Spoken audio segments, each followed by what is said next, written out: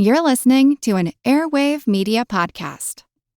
Hi guys, I'm historian Christine Morgan, and I'm so excited that you've joined my friends at Queen's Podcast for Tudor Week. Heads up, before we dive in, Katie and Nathan use strong language, so if you don't like that, this isn't the show for you. But if you love the Tudors and other history content, including TV show reviews and author interviews, find me on the Tudors Dynasty podcast or on the Untitled History Project YouTube channel. Or just listen to more Queen's podcast. Thanks for listening. Enjoy the episode. I love this cocktail, Nathan. Yes, it's called the Homewrecker. And why is it called the Homewrecker? Because we're talking about Anne Boleyn. So, full disclaimer, we both don't agree with that label, but history's a bag of dicks. She's been viewed as a homewrecker.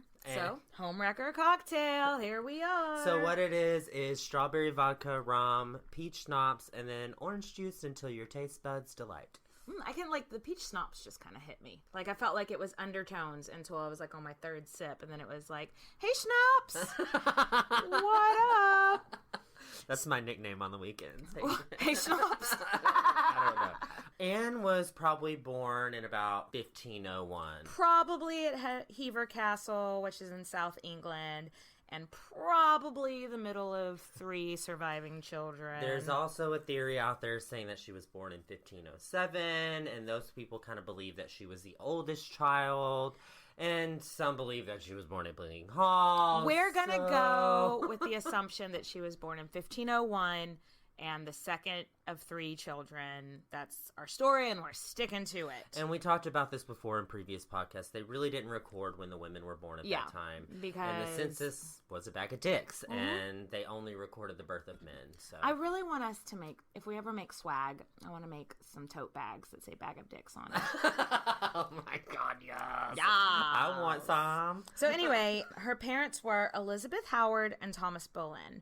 So Anne's mom was from this Howard family, and they're a really old, really prestigious family in England. Elizabeth Howard's dad was the Duke of Norfolk, and by the time Anne was born, her brother was the Duke of Norfolk. So Anne's mom's side, the Howard family, big fucking deal, bougie as fuck, and we could go down that whole rabbit hole of the Howard family. But one thing that I read was that Anne's grandma on her mom's side was actually a lady in waiting to Elizabeth Woodville, who we did an episode on, and a lady of the bedchamber for Elizabeth of York, which we have not done an episode That's on. Henry VIII. That's Elizabeth Woodville's daughter and Henry VIII's mom. Mom, yes. They're all named Elizabeth Yes. and Mary, and Her dad's family wasn't, her dad's family now, in the present time when Anne was born, was noble, but, they're not... They're a little bit more of the social climbing. They're not as old a family, but they're also not like the fucking peasants off the street that history has written them to be. So what I read about her father's dad, which would be her grandfather on her dad's side, or was it her father's grandfather? Her father's grandfather. Yeah. Sorry. No, it's okay. The schnapps. The schnapps. He was a mad hatter who rose through the ranks. So, he was a hatter. He made hats. Yes. And he made a lot of bank, and he rose up through the ranks there and served as the Lord Mayor of London, which was a pretty big deal. And, Thomas was kind of reaping the benefits of that. Though I think the Boleyns, since they started at the bottom, now they're here. They were, especially Thomas, was an ambitious fella. Yeah, like I said, I think that they're businessman. He was a businessman. Even marrying someone from a Howard family, that shows that he pulled his weight around. He made things happen. Though I'm sure a lot of our listeners have watched the Tudors or other shows where they depict Thomas Boleyn as this really kind of just crummy, lets his ambition get in the way of everything type guy. I think he was ambitious, but not to a fault like that. That's my personal opinion. Obviously, we have no way of knowing. But. So she had an older sister, Mary, and a younger brother, George. And there are some disputes on if Mary or Anne were actually older. We are going with the assumption that she was younger than Mary. Yes, that Mary Anne was the second daughter. Yeah, Mary was the older one. And they also had a younger brother, George, and then they had two brothers, Henry and Thomas, who died in childhood, sadly. Henry and Thomas, more names that we've heard. Yeah, more names that every fucking body is named at this time.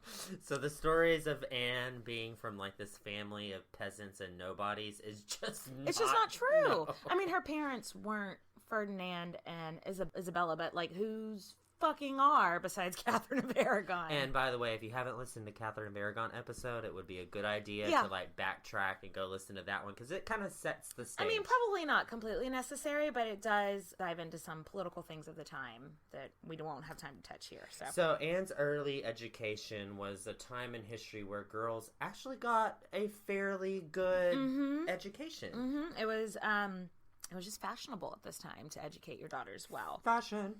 Turn to the left. So, just like most people of this time, she was educated at home by her mother at the beginning of her life. And actually, I thought this was kind of sweet. Like, her and her mother seemed to have had a really friendly, loving relationship, which we get so many queens who... Mom's dead. Their mother is dead from giving birth to too many children, or their mothers were crazy, ambitious bitches. It seems like her and her mom were just, like, got along. So that's kind of nice. So a turning point in Anne's life is that Anne's dad, Thomas, gets appointed as the ambassador of Austria, and he goes over there to get his diplomacy on. Get your diplomacy on. He meets Margaret of Austria, and they become friends. Margaret of Austria, I would like to do an episode on one day. She is super fascinating, and I wish I would have had time to research her more. There were so many rabbit holes with Anne Boleyn. There are so many rabbit holes with Anne Boleyn. Basically, what you need to know for this story, Margaret of Austria was the governor of Austria, probably the most powerful woman in Europe at this point.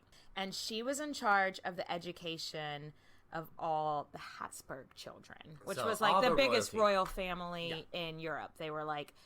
Habsburgs were in the Spanish royalties. They were in, like, the Holy Roman Emperor's They even family, had a genetic deformity called after them. Yeah, that big ass jaw chin. Yeah, Thomas, like, right away is like, I want to see if I can get one of my kids in here to get educated with these people. Which is a good idea. Yeah, and Margaret was like, sure, I'll take one of your children on. And she is such a good role model. Such a good role strong, model. Powerful woman.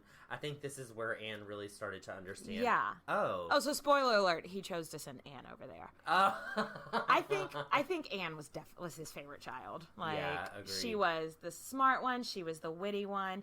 She wasn't the most beautiful one of his children, but what she lacked in traditional prettiness at this time, at least, she made up for in, like, being funny and witty and smart. So her dad sends her to Austria, and Margaret to do her finishing school. She got the best education. This is 1513. She got the best education anybody could hope for, boy or girl. Right. And really, I mean, Henry VIII he wasn't raised thinking he would be king, so he got a subpar education to his brother Arthur. Still a really good education because he was a royal child. So him and Anne probably had educations on the same, like, in line with each other. She didn't take this opportunity for granted either. No. She knew that this was a chance to rub elbows in with all the words rich royalty. of Alexander Hamilton, a la the play Hamilton, she was like, I'm not throwing away my shot. Oh my God. You went there. Yeah, she just charmed the pants off of everybody. Like, yeah, Margaret even wrote to Thomas that Anne is so pleasant for her young age that I am more beholden to you for sending her than you are to me. And I mean, like... That's a compliment for Margaret. That's a compliment. That might be a little bit of hyperbole, like, but still, even if she's just being nice, that's crazy. And that's another place where, so a lot of people, like we said, think that she was born in 1507 instead of 1501. This is one of the reasons I think the 1501, because in 1513, she's going over there, she's 12. And that's a time when a girl would do her finishing school, because she's about to be, like, 12 or 13 is about, like, marriageable age. So if she was born in 1507 and she went over there, she'd be, like, 6. And, like, I don't know. I mean, it's plausible, but it's a big age gap. It's a big age gap. In terms of a learning curve, 6 and 12, 13, like, Yeah. that's like... Yeah, let's move on, but I do want to talk about the age gap more a little bit later. But her education really took off at this point. It was all of the liberal arts, like poetry, music, dance, art, history. Oh, yeah, and she learned how to perfect French. Français! Parlez-vous français? And this is a huge deal. This is a huge deal in court. She took to the French language, the French culture, the French everything, like a French fish to French water. Like she got French fried. She got French fried hard. She loved it. No, she like later on in life, people would be like surprised when they're like, "Oh no, that's an English woman. That's not a French woman." People are like, "What?" And it's a big deal at that time to be able to speak French. Because... Yeah, it's like English now. How no matter where you go in the world, people know how to speak English. That's how French was then. Like, you needed to know how to speak French. Hit me up with some orange juice. Oh, Jay! Just a little bit. Okay, that's good. So then, after a little bit of schooling, she becomes Margaret's lady-in-waiting. No big deal. And then, after about a year in Austria, King Henry VIII sends his sister, Margaret, over to marry the King of France. Margaret's a teenager, and the King of France is like 55. But Anne's dad ends up scoring a position for her as the lady-in-waiting to the freaking Queen of France. It's a huge fucking deal for someone so young, but a lot of it had to do with, okay, she's so smart and she's fluent. She's so fluent in both English and French that it just made sense. Yeah, there's a French king and a English queen. Yeah, and so her and her sister Mary both went over to France to be ladies-in-waiting. But then that King Louis XII died like 3 months after they got married. And I'm sure Margaret Tudor was like, oh, thank God. Right? I'm so glad I don't have to deal with this. Yeah, so the English queen goes home, and most of her ladies-in-waiting go home. But Queen Claude was about the same age, so the new Queen of France was about the same age as Anne. They really got along, so she decided to keep Anne and her sister on as ladies-in-waiting. She served Queen Claude for like 7 years. 7 years, which is another reason that I think she was born in 1501, because who's going to be a lady-in-waiting when you're 8, you know? Yeah, it just doesn't make sense. Yeah. But Queen Claude was the mother talk about her for a hot second. Henry II of France, who you remember from the Diane de Poitiers episode. Yeah, that was Diane's boo. So that means Anne Boleyn and Diane de Poitiers knew each other. Mind blown.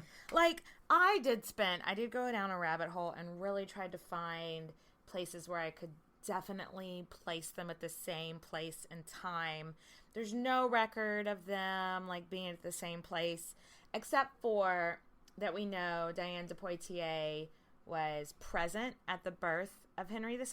I mean, Anne Boleyn was Claude's lady-in-waiting, so there's no record of her being, but it's implied. She should have been that she would. I mean, that's like the number one job of a lady-in-waiting to a queen: be there when she's having her babies and like make sure she's okay, help her or whatever. No record, but probably happened. I mean, they must have known each other, and I'm sure there were plenty of other events that happened that they may have like crossed paths. I mean, if they were both in the royal household and born like around the same time, so they'd been about the same age. Anyway, that was a rabbit hole I went down on.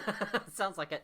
So haters are gonna hate, and I read this as well that she learned to be a big slutty McSlut here. And I don't believe it. I don't buy it. No, Claude, the queen that she was a lady-in-waiting for, was super pious. So I don't think Anne would have spent any time horning it up, because she was like a really trusted lady to Claude. Like, they were tight. Yeah. But her sister Mary, however, did have some fun a little bit. And it's believed that she slept with French king. Yeah, apparently she got quite the name for herself at French court. So I had a talk with our friend and friend of the show, Christine. Go check her out. But she's writing her thesis on Mary Boleyn. So I asked her, tell me what you think about Mary and Anne's time in France. Christine was like, Claude had more people in her employ than any French queen ever had. She had 285 people working for her. Wow. And so there were more women at the court than there had ever been at any time. So all the male courtiers are just like tongues wagging, like,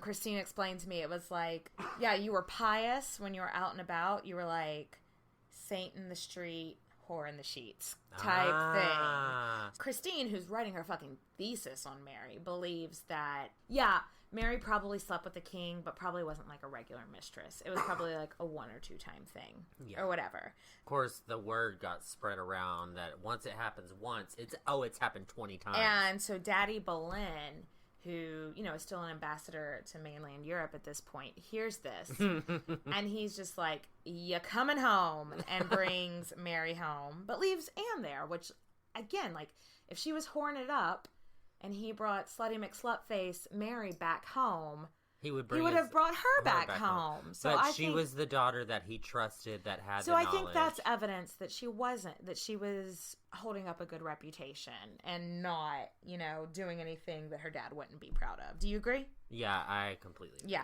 And if Anne wasn't already his favorite daughter, but after this, he was just like... And the whole thing that I read is that if anybody ever confused the two of them, it was because it was really Mary and not Anne. Yeah, if Anne being labeled as a slutty McSlut, it was because... Mary only slept with the king like once or twice. Because they confused it, because they called them the Boleyn girls, like, it's the Boleyn girls. So they would get them confused. So they'd be like, "Oh, Anne slutted it up in France," and it's like, no, you're thinking of Mary. But exactly. I hate the word slut, but we're trying to put our minds into that time frame. Yeah, 16th century. Well, what they were was getting it on with some powerful men. Some cool stuff that she was probably involved in while she lived in France.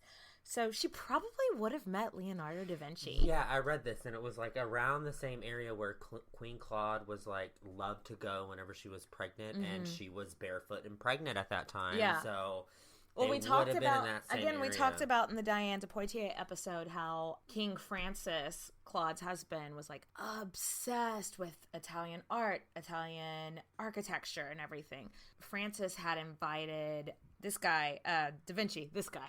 I just called Leonardo da Vinci this guy. Just this guy. Leo. He invited Leonardo da Vinci to come, like, live out his old age in France, and he came to court several times, and so if he would have met the queen, Anne probably met him, so that's kind of cool. Right. She was translator to, like, anyone that came from England, so at a very young age, she would have, like, been on the radar of, like, really powerful people from England. Yeah, and one of those things that we talked about in the Catherine of Aragon episode that's here now is going to be the Field of the Cloth of Gold. Yeah, which was basically... just a bunch of gilded peacocks going around acting like all rich. The Field of Cloth of Gold, in a nutshell, was the French and English court got together to measure dick sizes of their king. I was about to say the same thing. I was going to interrupt you and say the same thing. We've known each other too long.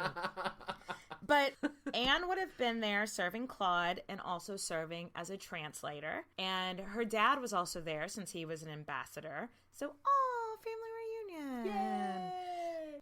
I just think she really strived in France. I wish I could just end this story with, and then she married some French count and lived in obscurity. Then we wouldn't have Protestants if that happened. Well, speaking of Protestantism, we mentioned a little bit in the Diane de Poitiers episode, the court of Henry II's dad, whose name is Francis, he was a little sympathetic to Protestants. Mm-hmm. So that was this court. So, IDK, maybe she learned something there that'll come into play later. Hashtag spoiler alert. What did she look like, Katie? So, here's what we know. She was brunette, she had olive-toned skin, brown eyes, and she was flat-chested. So, at the time, blondes... None of that was popular at the time. Yeah, blondes with big boobs, so Katie would have been fine. I would have been just fine. And so, I love Natalie Dormer as portraying Anne Boleyn. I feel like she embodies her so well. Character-wise. But when it comes to, like, actual looks... yeah. Besides the brown hair, like, she has blue eyes, she's curvy, she has, like, that porcelain skin.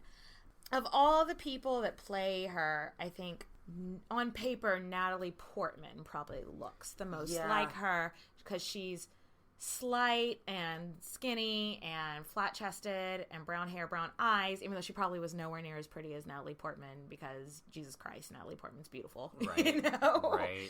But yeah, at the time, everyone was like, oh no, her sister Mary is much prettier, because her sister was blonde and stuff. Sister may be prettier, but she's got the smarts. Yes.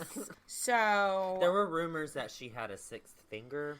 totally false. Totally fucking false. Because back then, they viewed any physical deformities as like witchcraft, a reflection of your soul. And then partly true probably was that she had moles. Her haters wrote that she had all these moles and like warts and shit all over her body, and that was a sign of witchcraft. But like, I honestly think that it was like a beauty marker, like just one random. I mean, like, who doesn't have moles? I have them on my shoulder. I have a beauty mark on my cheek. I have a mole right here on my cleavage. Like, they're normal, you know? Yeah. But back then, if you had an excessive amount of them, it was considered like a sign of witchcraft. Yeah, because I remember like whenever I went to a psychic and they did like a palm reading, if I had like a freckle, they were like, oh, that means that you've got a little bit of psychic ability. Oh, really? So there's still kind of, not that I think that's witchcraft, but there's still that association. Very interesting. She was obviously attractive, though, because she wouldn't have caught the eye of so many suitors. Yeah, and they were all noble men who are used to seeing really pretty women if she around. was ugly. Because, like, there are so many, like, people that wrote about her right after her time, calling her, like, ugly and hideous. She simply had to have been pretty. So she wouldn't have caught the eye of these guys. What I read was that the guy that wrote all of this negative stuff about her appearance was exiled by Anne Boleyn's daughter, who we'll obviously do an episode on one day. Oh, so Elizabeth first exiled this him. dude. So he was like, her mom had so many warts. And an extra finger, and he even went so far as to say that's why she wore those long sleeves, those and a high neck. And the high neck was to hide her. And that was something that Anne Boleyn was known for, was her, like, long sleeves and, like... Hate is gonna hate. Right? Time for her to go home to England. Anne was in France for 7 years when she gets called home by her dad. So she's been in Europe for 8 years, France for 7 years. So she gets called back because there's some lands in Ireland that the Boleyns, the Butlers, their cousins, everybody's like trying to get a hold of these lands. Yeah, it's like somebody on Thomas Boleyn's side of the family, and they're like disputing over this land in Ireland. They bring their grievances to the king, and the king is just like, well, don't y'all have a boy and a girl? Y'all could just, like, marry together to inherit it together and solve this problem. And Thomas Boleyn kind of reluctantly is like, yeah. Guess so. I got Anne. But I think in his heart, he wanted to put Anne somewhere else. He knew what potential she had to be a powerful person at court. So he didn't want to marry her and ship her off to Ireland. But anyway, so he writes Anne and is like, hey, girl, you got to come home. And she was like, because, like, we really don't know Anne's feelings on this, but I assume it was, because I don't think she went to court immediately. I think she went home to Hever Castle for a little bit. How fucking bored she must have been from going from the French court to, like, sit here and get ready to get married in the country in England. That you're not really that attached to. The marriage never actually took place. And I did read also that this marriage arrangement was just really a ploy by her father to get her back home. So he could put her into the English court? Exactly. And also because Mary had such an issue at court that he wanted to be like, okay, let's pull her back. Let's get her back home. Let's put her in English court where I know where she is. Put our family's reputation back. Yeah, into the English court. But I bet she was kind of bored living back in England. I would be too. Her uncle, the Duke of Norfolk, got her a spot in the English court, being a lady of waiting to the Queen, Catherine of Aragon. So we don't know for sure when Anne, like, hit the scene here with Catherine of Aragon as a lady in waiting. But it was likely that her sister Mary was already Henry VIII's mistress at the time. Yes. So that kind of got the ball rolling. His sister was the mistress of Henry VIII by 1522. Christine from the History Gal, says that she believes that she was the mistress by March 1522. Yeah, I think that's accurate. I'm not sure if we mentioned this in the Cathay episode. Henry was a serial monogamist, which sounds crazy. No. When you think about him and all his wives and everything, it sounds crazy, but he really was. That we know of before Anne, he really only had 2 serious mistresses, Bessie Blount, Mary Boleyn. And so a lot of people are like, oh, she came to court and the king immediately fell in love with her. No, she was at court for at least a good 2 or 3 years before there was any... Didn't even notice her. Yeah, exactly. So the first recorded presence of Anne Boleyn at court. She was at the Chateauville pageant. We don't know when she showed up, but it was sometime around this time, which was, the pageant was on March 4th, 1522. And it was on Shrove Tuesday, which is the day before Ash Wednesday. If you watch the Tudors... They did it accurately. That is the best portrayal I've seen of this. I don't know, I wasn't fucking there, but from what I imagine it was like, that's the best portrayal. Besides the costumes they have the women wearing. So if you haven't seen the Tudors, the way they had it set up was there were like castle pillars like on the side, and there were banners everywhere, and there were women set up and men set up. So the like plot of this play, it's like basically a play they put on because they had a bunch of rich people, dignitaries and stuff from other countries in town. So the plot of the play was there were these positive female attributes being held captive by negative female attributes. And the kindness ones were like beauty and honor and kindness, blah, blah, blah, pity. Blah, blah, blah, blah. And Anne played the attribute perseverance, which is, as we get into her story, is irony. It's just a little bit too on the nose. Yeah. Like, if this was a book, I'd be like, that was the most obvious foreshadowing ever. But it's real. She played perseverance, which means steadfastness in doing something despite difficulty or delay. So pretty much described her. Yeah. And so there were these good ladies that portrayed these good attributes, and then they were held captive by these negative attributes. And from what I gathered, it was like there was a basement to this whole castle, and all the evil ladies lived in the basement. And the evil ladies were jealousy and scorn. And PMS and being bad at math, I think.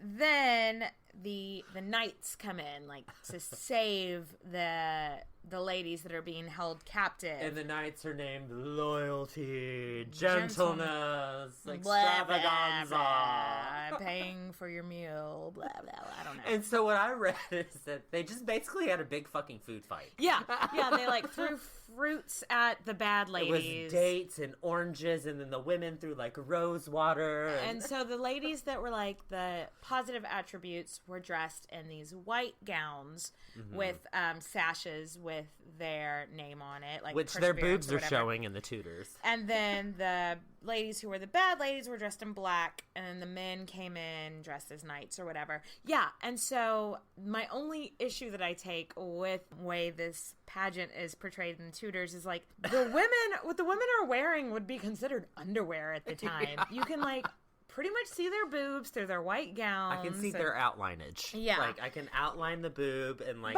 see where the nipple would be. Besides that, it was portrayed really well. And so she was Perseverance.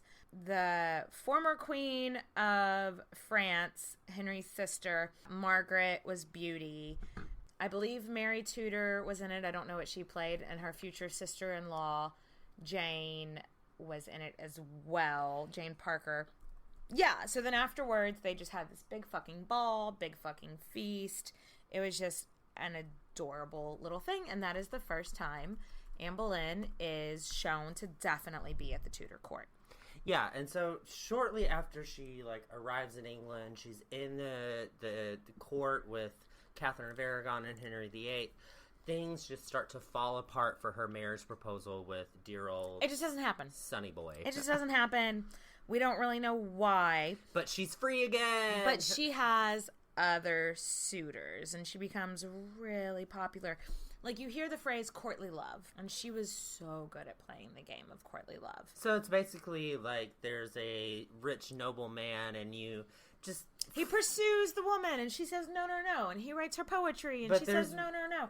There's really nothing involved beyond that. There's no relations But involved. she was really good at it. Yes. And she became very popular. And her first, major suitor was this guy called Henry Percy.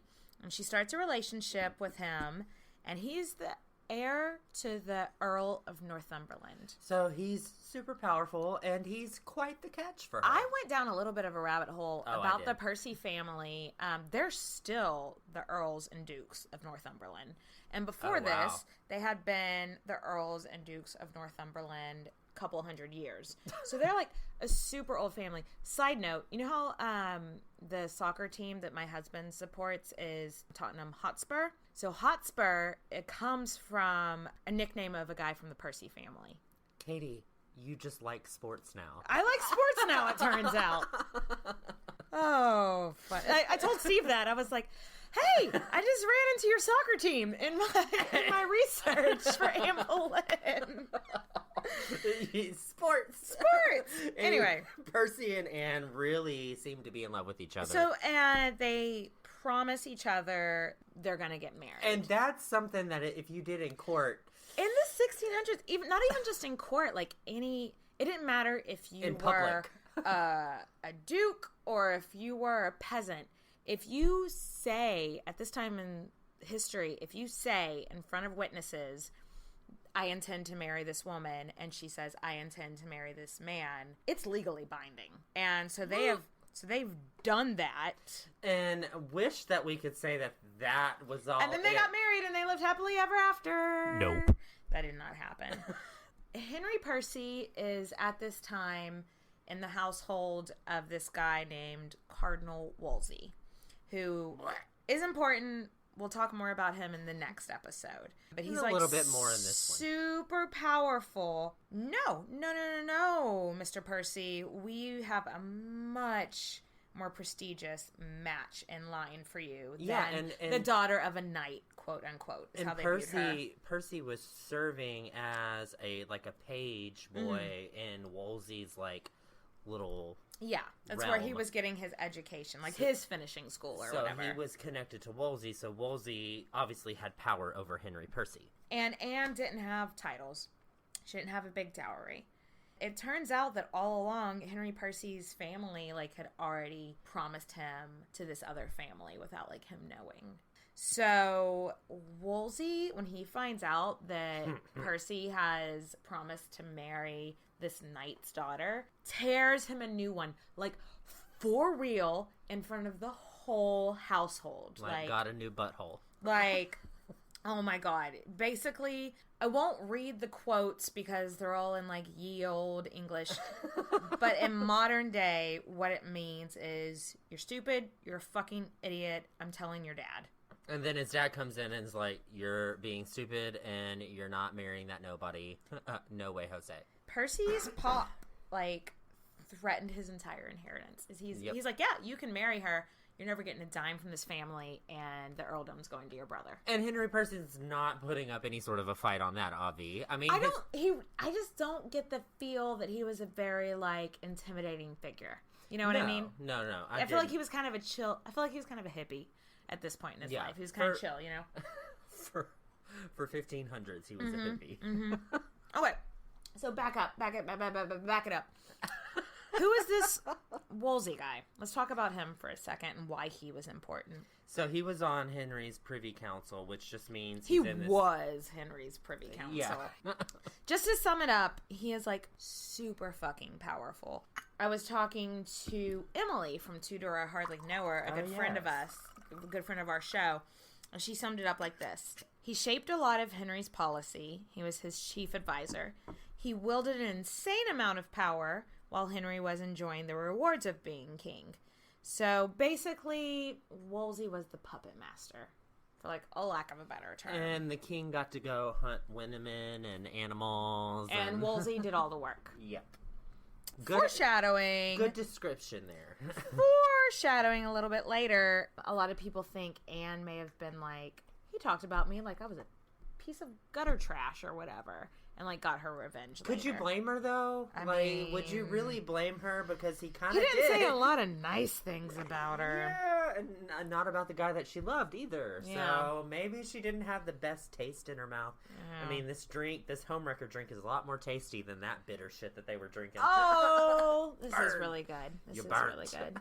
Anyway, another possible suitor, which I don't think they ever went as serious to like make promises not to at each all. other, was Thomas Wyatt. I think this was more of the courtly love that we were talking about. Love Thomas Wyatt's poetry. Yeah. Like, Some of it was written about her. yeah, like, well, it's debatable, but I think at least two like very well-known poems were. He's credited with bringing the sonnet to England.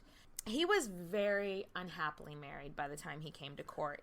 And when they met, you know, he was married, so I don't think they ever made promises to each other or anything. And like we said with the courtly love thing, like this girl would go and like talk to this guy and he would write all this fantastic poetry about her. Yeah. And, I mean, it was Sir Thomas Wyatt and he just like thought of all this new poetic devices. So I mean, obviously... I think he was definitely infatuated with her, but I think it ended there. That's it. Eventually she caught the eye of the king. Yeah, she may have not been this great beauty for the time, but one of her biographers wrote that she was remarkable, intelligent, quick-witted, full young noblewoman.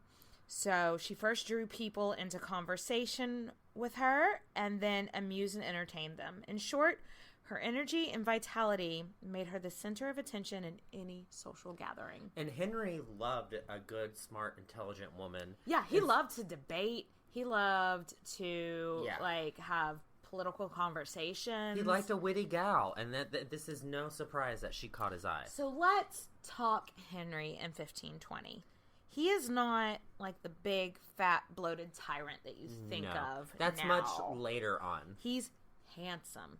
He writes poetry. He writes music. But, I mean, he's athletic. He's hot. I think you've got like a little bit of a partial bias here because I like hot gingers. Yeah, you've got a hot, tall ginger with light eyes.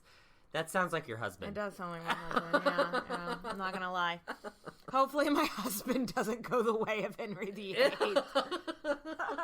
Wait, who would you be? Would you be Catherine of Aragon or Anne Boleyn? Oh, can I just be Catherine Parr? You're opting out. No, I'd be Anne Boleyn because I'm the love of his life, obviously. Anyway. But no, so he's like hot, sexy, smart, like Renaissance man. Yeah, it's not like this old, fat tyrant's coming after her. And they legit, like, a lot of the women, like, he had a lot of people that were pursuing him as women, but they were interested in him. Yeah. Like, he was a catch. It's not like he's this ugly, nasty, disgusting old man. But Exactly. So, when exactly did she catch the eye of the king? So he stopped sleeping with Mary, her sister, in 1526. Yeah. So probably sometime after that. In 1527 is when they first started seeing the love letters that he wrote Anne, and they're a little bit stalkerish. That's a guess, though. Like, we assume, that's just like an educated guess from people that the first one came around 1527. But no, yeah, they are a little bit stalkerish. That is very, very appropriate. But, like, in the first letter that the educated guess is that it came in 1527, he says, having been for above a whole year stricken with the dart of love and not yet sure whether I shall fail of finding a place in your heart in affection. Which basically just means I'm asking. So that indicates if it's been, he says, having been for above a whole year.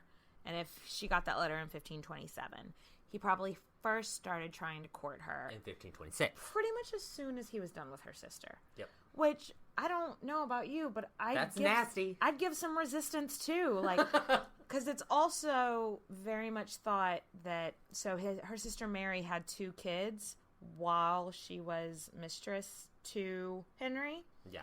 And even though Mary's husband claimed both of the kids. At least one of them may have been Henry's. Yeah. At least one of them. So I could see why she wouldn't be like, "Oh, take me." You know, it's like, you just broke up with my sister. I know, right? And I don't know. This is something that maybe we should talk about later. But yeah, Catherine of Aragon was accused of sleeping with Arthur, and he's sitting there sleeping with Mary Boleyn. The whole dispensation. But the long and short of it, she was probably at court for about 4 years before he fell in love with her. Right after he dumped her sister. But he took his time noticing her. But once he did, he fell in love with her hard. Yeah, and Henry had, at this point, stopped sleeping with Catherine. So... Yeah, he told Catherine, like, look, nothing's going to come with this. I'm not sleeping with you. She, at that point, was considered too old to have children in the Tudor times. And he goes ham for Anne. Yep. After he starts flirting hard with her, she leaves court. So whether she's playing hard to get or just, like, did not want his advances, we'll never know. Yeah, I don't think she wanted him. I don't know. But he sent her jewels, and she sent them back. So yeah. That's what makes me think that she didn't want it. Or was he had never asked, like, he had never flirted with a woman and have her tell him no before. Oh. So maybe he was just... excited, like it's a hunt, you know what I mean? Yeah. It's like a really this was like difficult playing hunt. hard to get before playing hard to get was really a thing. Or if she just didn't like him, it was super harassment. You know what I mean? Like super duper harassment. Around this time, Anne's father Thomas is given a title. He becomes the Viscount of Rochford. A Viscount is above a baron but below an earl. And an earl is below a duke. So it's a middle of, but like, it's not a super high ranking, but it's not the lowest either. And what a coincidence that he's courting Anne. She's saying no, or she's like not responding to him. And now he's getting promoted. And he's giving her dad a title. Like, I think that's so that her dad would be like, come on, just go sleep with the king real quick. And then his brother was also appointed the gentleman of the Privy Chamber. Mm-hmm. So it's like now all of a sudden she's putting up resistance, and he's going to start appointing family members in power. And at this point, I mean, to get titles, to become a gentleman of the Privy Chamber was basically to become like a lady in waiting. Like it was so. I mean, of course they're going to start putting pressure on her, like, because, look, it's good for the family. Just fucking flirt with the king back or whatever. So is it possible she was being coached at the time? So when you watch, like, The Tudors or Wolf Hall, stuff like that, they show her father and her uncle just being like, or the other Boleyn girl or whatever. They show her father and her uncle being like, do it, go for it. It's good for the family. I don't think her, and Christine from the History Gal agreed with me, I don't think her father worked this hard for this many years for his daughters to become mistresses. No. I think he may have turned a blind eye, but I don't think he was pushing her into it. Her uncle, on the other hand, I'm not going to say didn't, like, try to push her into it. Yeah, he probably did. He seems like a skeevy guy. So from the book that I read, which was The Lady in the Tower, it kind of depicts it as Anne was talking to her sister and gathered information from her sister and was like, maybe I shouldn't follow the same path that my sister went down. Yeah. From what I gathered from what I researched was that Anne got it from her sister, not her dad or her uncle. I got the coaching on how to, if there was any coaching going on, it would But I don't think her sister would have been pushing her into it. No, her sister... Like, her dad or her uncle might have been pushing her into it. I think her sister would have been like, hey, this is what's going to happen if you go down this path, because look at me. Yeah. Like, so I think it was... Her sister was less coaching, more just being like, look at my situation. Yeah. Anyway. So it is an interesting theory to think, okay, did she do this blindly, or did she have people telling her, get into this relationship? Do it. So Henry ends up asking Anne to be his, like, official mistress. About a year into, like, writing her letters and just being obsessed with her, he's like, look, I want to make you the official mistress. Is it mistress entree? Is that how you say it? So that, we've discussed that before, like in our French podcasts. That was an official title at French court. The mistress entree, and it just meant official mistress. And it was a very powerful position at court, and it had never been an official position at English court. And he was like, I'm going to create this position, and you're going to have an income. You're going to have your ladies at waiting. So he was telling her, I'm not going to let you be like your sister. Yeah. I'm going to give you an income. You're going to have your ladies in waiting. You're going to be protected. I'm going to recognize our children together, blah, blah, blah. He tried to French fry the English court. He tried to French fry the English court for her because he knew how much she loved English culture. And that was the whole thing, is that he was trying to make the mistress en titre, whatever title, to be able to make her the official mistress, but she was having nothing of it. He was like, I'm going to give you your own court. I'm going to give you all the jewels you want. You're going to have your own ladies in waiting. Everybody gets a car. What do you say? And she said no. She acts offended. She's like, why do you think I would just sleep with you? Maîtresse en titre? What have I done to make you think I'm such a slutty McSlutface, basically? Right. And he's just like, the fuck? What?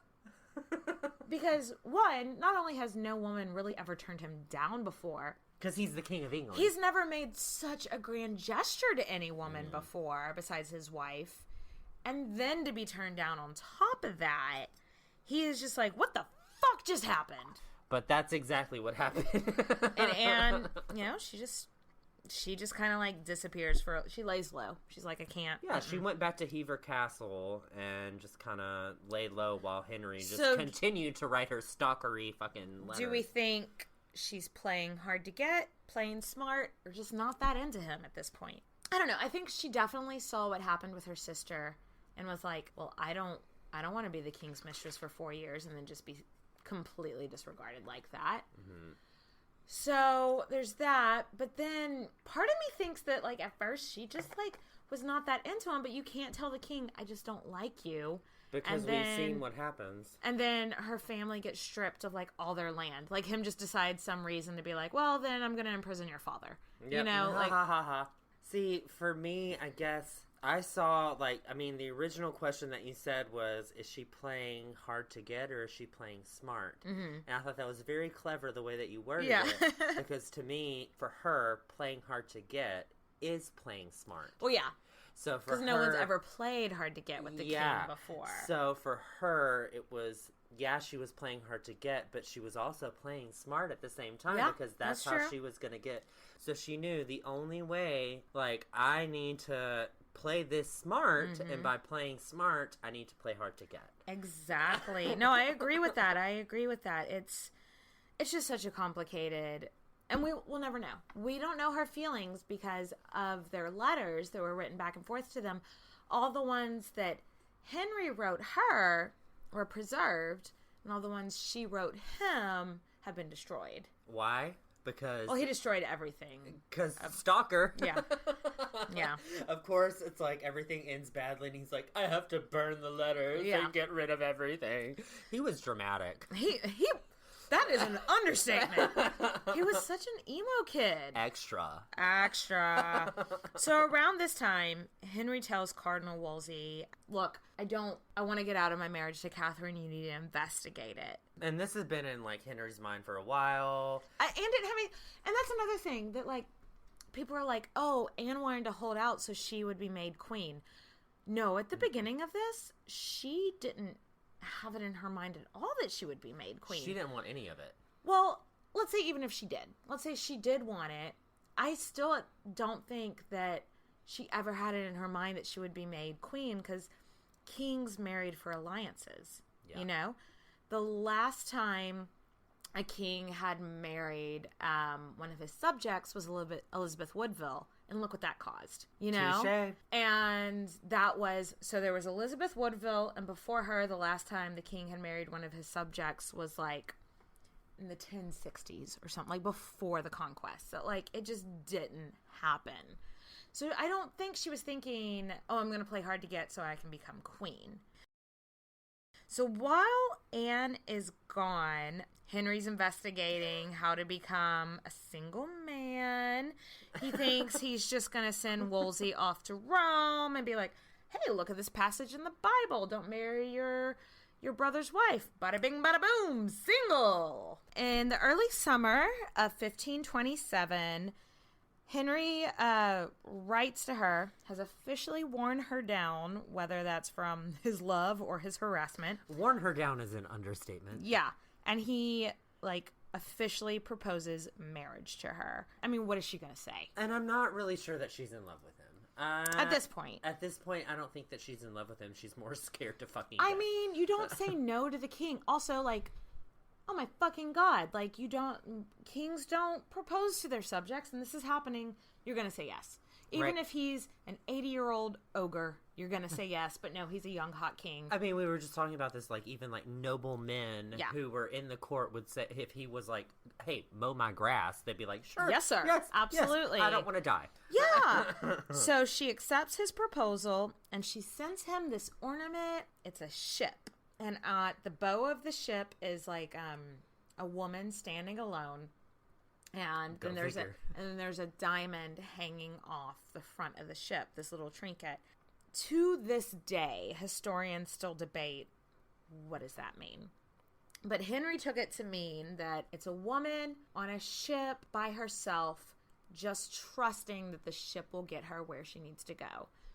So she is the woman and the diamond, and he is the ship. And that was her saying, yes, I trust you. No, see, what I saw was hers, the ship, the diamond, and the woman being like, let me get the fuck out of here. That's not how Henry took it. Henry took it a completely different way. But no, I'm going to take my money myself. But that's one of the reasons I think Henry loved her so much, because she was, a normal woman would just say yes or no. But she sends this cryptic device. He ate that shit up. He did. Ate that ship up. He ate that ship up, is what I said. That's appropriate. He just popped it in his mouth. No, he put that wood in his mouth. Oh, gross. But sorry, potty mouth. But so it was her acceptance. Yes. So she comes back to court. Poor Catherine. No, this whole time. And she comes back to court. She is still technically a lady in waiting to Catherine, but she has her own apartments. She has her own jewels coming to her. Yeah, at this point she thought that she was just a mistress, and now Henry's sending her money and land and power. Exactly. And so Catherine's going, wait a second, I'm Isabella and Ferdinand's daughter. I know some shit's about to go down. So Henry had never flaunted a mistress like this before. Like we said, he had Bessie Blount before, and then Mary Boleyn. And they had kids. And they had kids together and stuff, but he had never, just so obviously, he was always respectful to Catherine in this. But with Anne, it was different. He paraded her around. And he was a little bit more extra than the other girls that he had paraded around. In May 1527, the French ambassador comes to England, and 2 nights in a row, Henry dances with Anne. And, now you kind of think, well, okay, who cares? He danced with the same girl 2 nights in a row. But it was at a very deliberate time in the celebrations. It was deliberate to show the court, to show the French ambassador. To show, this is my boo. And then literally, 12 days later, after all of this, Wolsey states that he's really seeking an annulment between Catherine and Henry. He starts his secret council in Rome or whatever to get his annulment. Is that just a coincidence that he's parading Anne around at the same time that he's getting an annulment? No, it's not a coincidence. No, absolutely not. Just to wrap up, because we're getting to the end of this episode now, I'm not convinced that she loved him early on, but I do think by the time we get started on episode number 2 about Anne, I do think she loved him at that point. What do you think? She ever fell in love with him? I think, well, for me, it's a toss-up between whether she really loved him or whether she really didn't. The love that I think that they had was incidental. Oh, it just So you think happened. She just happened to love him because he was forcing it on her, basically? Yes. Okay. Like that. If I had a toss-up, if I had to choose between whether she completely 100% loved him or didn't at all, I would say that it was an incidental love. Okay. Like, it was just something where, she learned. Kind of almost a Stockholm Syndrome? Yeah, like, she learned to love Okay. him. She learned to love him, and it was something that she didn't initially want at all. Okay. So, Okay. Wolsey... So, Wolsey goes away to try to, like, undo Henry's marriage to Catherine. And Henry tells Catherine, like, I plan to divorce you.